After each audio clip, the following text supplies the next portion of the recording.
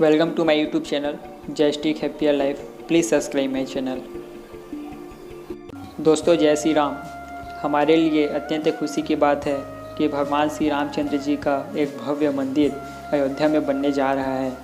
भगवान श्री रामचंद्र जी की जन्मभूमि या अयोध्या विवाद का इतिहास बहुत ही पुराना है। करीब 500 वर्षों के एक लंबे इंतजार के बाद अयोध्या में भगवान श्री रामचंद्र जी का एक भव्य मंदिर बनने वाला है। चलिए अयोध्या विवाद या राम जन्मभूमि विवाद के बारे में शुरुआत से जानते हैं। स्टार्ट करते हैं बहुत पुराने टाइम 15वीं शताब्दी से। 1528 में सबसे पहले बाबरी मस्जिद बनाया गया था। यह जो बाबरी मस्जिद था उसे मीर बाकी, जो कि अकबर का जनरल था, उसके द्वारा बनाया गया था। लेकिन यहाँ के जो लोकल लोग थे उन लोगों का कहना है कि यहाँ पहले मंदिर हुआ करता था। इस मंदिर को तोड़कर मीर बाकी ने यहाँ मस्जिद का निर्माण करवाया था। यहाँ सबसे पहले मंदिर हुआ करता था, ऐसा वहाँ के लोकल लोग बोलते थे। फिर 1949 में इसी मस्जिद में भगवान श्री रामचंद्र जी की कुछ इसी तरह की एक मूर्ति मिलती है। फिर 1992 में भगवान श्री रामचंद्र जी की मूर्ति मिलने के बाद इस मस्जिद को गिरा दिया जाता है, जिससे उस टाइम हिंदू और मुस्लिम के बीच में बहुत दंगे और झगड़े शुरू हो जाते हैं। इस तरह अयोध्या विवाद की शुरुआत होती है। विवाद की शुरुआत 1853 में होती है। 1853 में पहली बार हिंदू और मुसलमानों के द्वारा आपस में मंदिर और मस्जिद के विवाद में आपस में लड़ाई झगड़ा करते हैं। लड़ाई झगड़ा करने से वहाँ दंगे स्टार्ट हो जाते हैं। यानी अयोध्या विवाद की शुरुआत यहीं से होती है, जब हिंदू और मुस्लिम के द्वारा आपस में मंदिर और मस्जिद के लिए एक दूसरे से लड़ाई करते हैं। उस टाइम यहाँ अंग्रेज़ों का शासन था। इस विवाद को रोकने के लिए ब्रिटिश सरकार ने पहली बार 1859 में जो विवादित जगह था उस जगह का थोड़ा हिस्सा हिंदुओं को पूजा पाठ करने के लिए और थोड़ा हिस्सा मुसलमानों को नमाज़ पढ़ने के लिए दे दिया जाता है, ताकि हिंदू और मुस्लिम आपस में मंदिर और मस्जिद के नाम पे झगड़ा ना कर सके, जिससे दंगे ना हो। इस तरह से ब्रिटिश सरकार द्वारा थोड़ा हिस्सा मुसलमानों को और थोड़ा हिस्सा हिंदुओं को दे दिया जाता है। इस तरह विवादी ढांचा का अंदर वाला भाग मुसलमानों को और बाहर का जो चबूतरा है वो वाला भाग हिंदू को दे दिया जाता है, जिससे मुसलमान लोग अंदर में नमाज़ पढ़ने लगे और हिंदू लोग बाहर पूजा पाठ करने लगे। फिर 15 जनवरी 1885 में वहाँ के महंत श्री रघुवर दास जी इस मामले को पहली बार कोर्ट तक ले गए। महंत रघुवर दास जी ये चाहते थे कि जो बाहर का हिस्सा जो हिंदुओं को मिला है वहाँ वो कंस्ट्रक्शन का कार्य करवाना चाहते थे, वहाँ वह छत बनवाना चाहते थे, ताकि हिंदुओं को पूजा पाठ करने में कोई दिक्कत ना हो। फिर 23 दिसंबर 1949 को यहाँ भगवान श्री रामचंद्र जी की एक मूर्ति मिलती है। इस मूर्ति के मिलने के बाद हिंदू ये क्लेम करने लगते हैं कि यह पूरी की पूरी जगह हमारी है, और फिर हिंदू और मुस्लिम आपस में झगड़ा करने लगते हैं, जिससे दंगे स्टार्ट हो जाते हैं। यह दंगा इतना बढ़ जाता है, इस दंगे के कारण ब्रिटिश सरकार को उस एरिया को बैन कर दिया जाता है। न वहाँ कोई हिंदू जा पाएगा और न मुस्लिम जा पाएगा, न वहाँ कोई पूजा होगी न नमाज़ पढ़ी जाएगी। फिर 1950 में महंत रघुवर दास जी केस करते हैं कि जो यह बैन लगा है उसे हटाया जाए, यह जगह हमारी है और हमें यहाँ पूजा करनी है। इस तरह 1959 में निर्मोही अखाड़ा, जो कि एक संस्था है, ग्रुप है, उसके द्वारा भी केस किया जाता है कि यह पूरा का पूरा एरिया हिंदू का है और यह पूरा का पूरा एरिया हिंदुओं को ही मिलनी चाहिए। इस तरह 1961 में सुन्नी वक्फ बोर्ड के द्वारा भी एक केस किया जाता है कि यह जगह मुस्लिमों की है, हम यहाँ नमाज़ पढ़ते थे और यह एरिया हमारा है और यह एरिया हमको ही मिलनी चाहिए। इसी तरह विश्व हिंदू परिषद भी यह मांग करता है कि जो विवादित जगह है वह हिंदुओं का है और हिंदुओं को ही मिलनी चाहिए। इस तरह 1986 में फैजाबाद कोर्ट एक डिसीजन लेता है। फैजाबाद के द्वारा यह डिसीजन लिया जाता है कि जो हिंदू है उनको पूरी की पूरी एरिया में पूजा करना अलाउ कर दिया जाए। लेकिन फैजाबाद कोर्ट जो डिसीजन लेता है यह बात मुस्लिमों को पसंद नहीं आती। इस तरह मुस्लिमों ने एक कमेटी बनाई। इस कमेटी का नाम था बाबरी मस्जिद कमेटी। बाबरी मस्जिद कमेटी ने कहना फिर स्टार्ट कर दिया कि यह जो जगह है, यह जो विवादित जगह है, यहाँ हम पहले से ही नमाज़ पढ़ते थे और यह पूरी की पूरी जगह है वह हमें ही मिलनी चाहिए, क्योंकि हम यहाँ पहले से हम नमाज़ पढ़ते थे और यहाँ पहले से मस्जिद थी।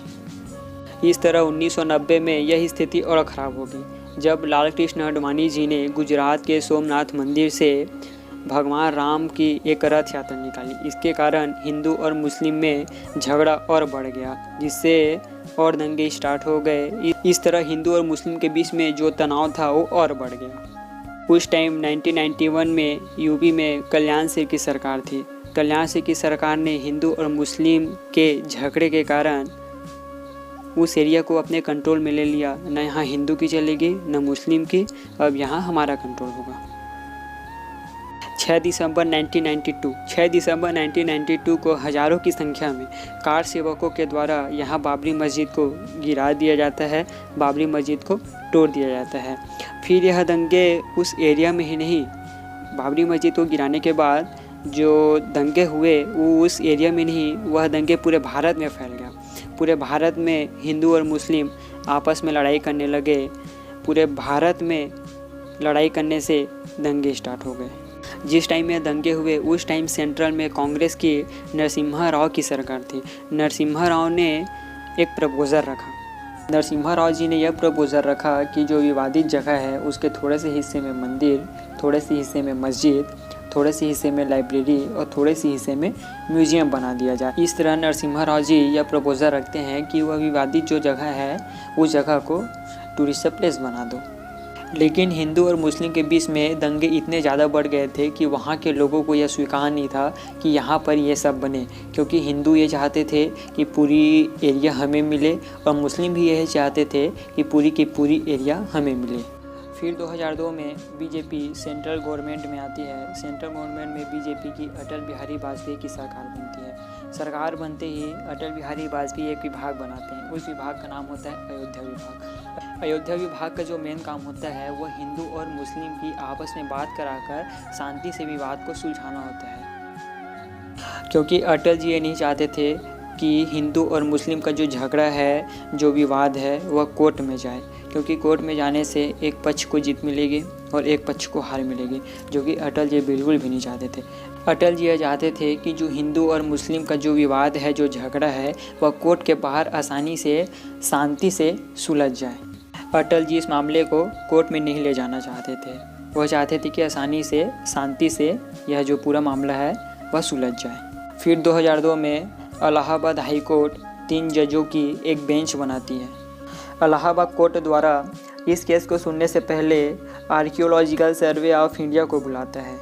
इलाहाबाद कोर्ट द्वारा आर्कियोलॉजिकल सर्वे ऑफ इंडिया को यह ऑर्डर दिया जाता है कि आप जाओ और जो विवादित जगह है वहाँ खुदाई करो, वहाँ जांच पड़ताल करो और एक रिपोर्ट हमें दो कि वहाँ मंदिर था या मस्जिद। इस तरह इलाहाबाद हाईकोर्ट के ऑर्डर से आर्कियोलॉजिकल सर्वे ऑफ इंडिया उस विवादित जगह पर जाती है, वहाँ जांच पड़ताल करती है, वहाँ खुदाई करती है और अपने एक रिपोर्ट बना के इलाहाबाद हाईकोर्ट को सबमिट करता है। इस रिपोर्ट में आर्कियोलॉजिकल सर्वे ऑफ इंडिया के द्वारा यह कहा गया कि यहाँ 12वीं सेंचुरी के टाइम यहाँ मंदिर हुआ करता था, लेकिन आर्कियोलॉजिकल सर्वे ऑफ इंडिया के द्वारा यह भी कहा गया कि यहाँ 1500 ईस्वी के टाइम यहाँ मस्जिद हुआ करती थी।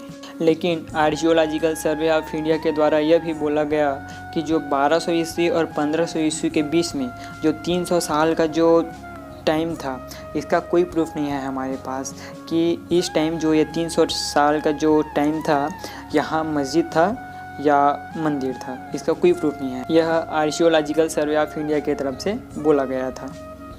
आर्कियोलॉजिकल सर्वे यह कहता है कि हम यह बता सकते हैं कि यहाँ 1200 ईस्वी के टाइम मंदिर हुआ करता था और 1500 ईस्वी के टाइम यहाँ मस्जिद हुआ करती थी, लेकिन बीच का पता नहीं, जो बीच का जो 300 साल का जो गैप था वहाँ हमको पता नहीं कि यहाँ मंदिर था या मस्जिद था।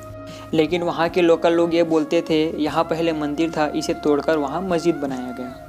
इन सब को सुनने के बाद इलाहाबाद हाई कोर्ट के द्वारा 30 सितंबर 2010 को अपना एक जजमेंट सुनाती है।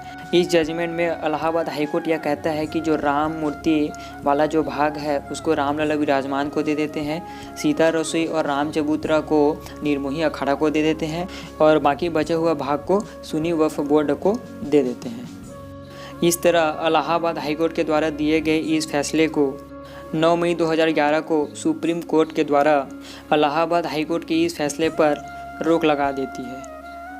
इस तरह फरवरी 2016 में सुब्रमण्यम स्वामी के द्वारा सुप्रीम कोर्ट में एक केस दायर किया जाता है कि आप जो इलाहाबाद हाई कोर्ट का जो फैसला है उस फैसले पर अपना एक फ़ैसला दो। जो इलाहाबाद हाई कोर्ट का जो फैसला है उस फैसले को होल्ड करके मत रखो।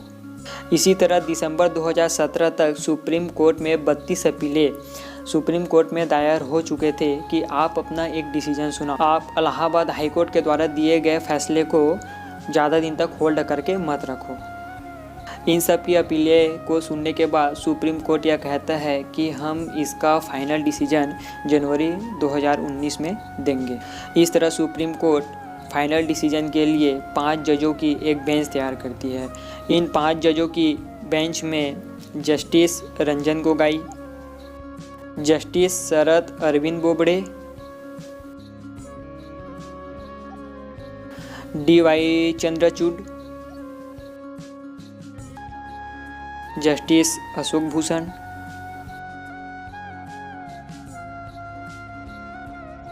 और अब्दुल नाजिर। इस तरह सुप्रीम कोर्ट फाइनल डिसीजन के लिए 5 जजों की एक बेंच तैयार करती है। सुप्रीम कोर्ट के फाइनल डिसीजन से पहले निर्मोही अखाड़ा, सुन्नी वक्फ बोर्ड और रामलला विराजमान सुप्रीम कोर्ट के सामने अपना अपना डिमांड रखते हैं। इस तरह निर्मोही अखाड़ा को सुशील कुमार जैन रिप्रेजेंट कर रहे थे, सुन्नी वक्फ बोर्ड को राजीव धवन जी रिप्रेजेंट कर रहे थे। इसी तरह रामलला विराजमान को CS विद्यानाथन जी रिप्रेजेंट कर रहे थे। सभी का अपना अपना डिमांड होता है जो कि सुप्रीम कोर्ट के सामने में रखते हैं। निर्मोही अखाड़ा यह कहता है कि हमें पूरी की पूरी इनर पोर्शन हमको चाहिए जो कि मुस्लिमों को दे दी गई थी। इसी तरह सुन्नी वक्फ बोर्ड यह बोलता है कि हमें विवादित ढांचे का पूरा इनर पोर्शन चाहिए, प्लस जो मस्जिद तोड़ी गई थी उसका कंस्ट्रक्शन का काम करके हमें मिलना चाहिए। इसी तरह रामलला विराजमान यह बोलता है कि हमें पूरी की पूरी एरिया हमको चाहिए क्योंकि हम यहाँ पहले से पूजा करते थे, यहाँ पहले से ही मंदिर था। इस तरह निर्मोही अखाड़ा यह बोलता है कि हमें इनर पोर्शन चाहिए। सुन्नी वक्फ बोर्ड यह बोलता है कि हमें इनर पोर्शन के साथ साथ मस्जिद भी चाहिए। और रामलला विराजमान यह बोलता है कि हमें पूरी की पूरी एरिया, पूरी की पूरी जगह हमको मिलनी चाहिए। सुप्रीम कोर्ट के द्वारा इन सभी की अपीलें को सुनने के बाद अपना फाइनल डिसीजन देती है। इस तरह सुप्रीम कोर्ट का फाइनल डिसीजन 9 नवंबर 2019 को आता है।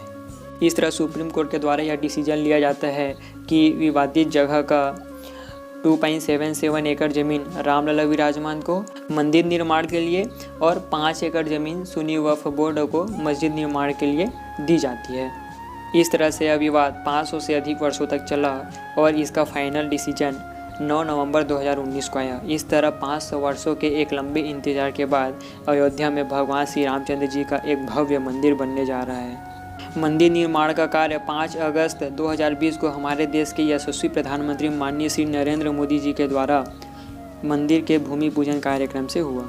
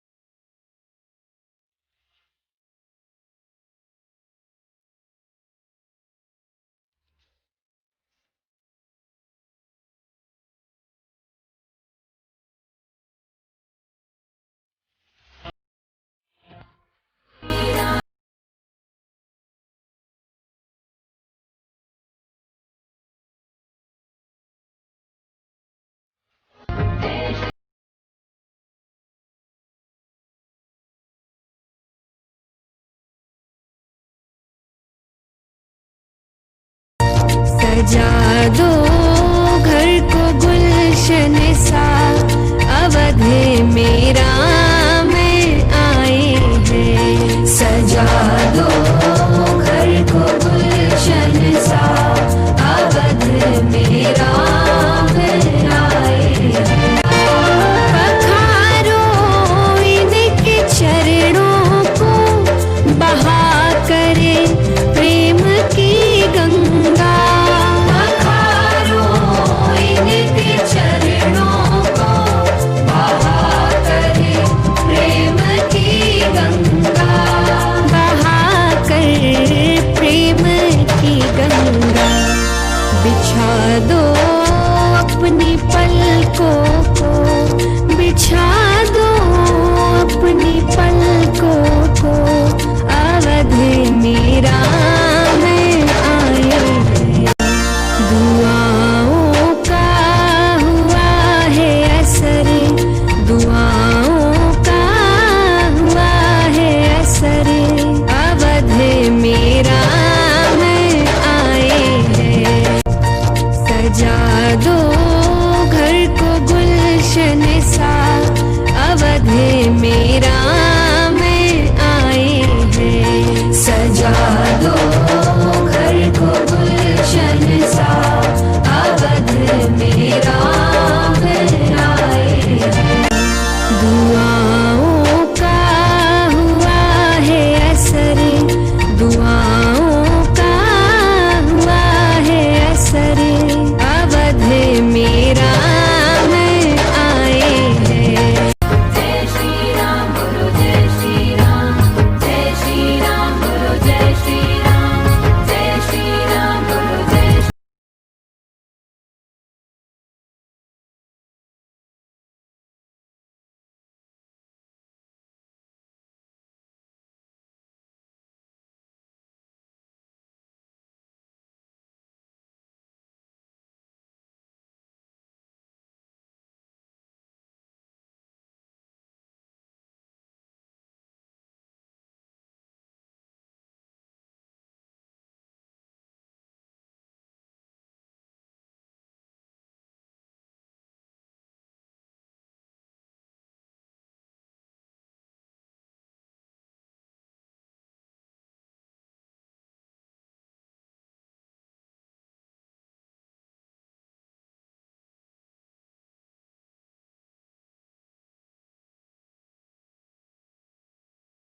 पसंद आए तो वीडियो को लाइक, शेयर और सब्सक्राइब जरूर करें।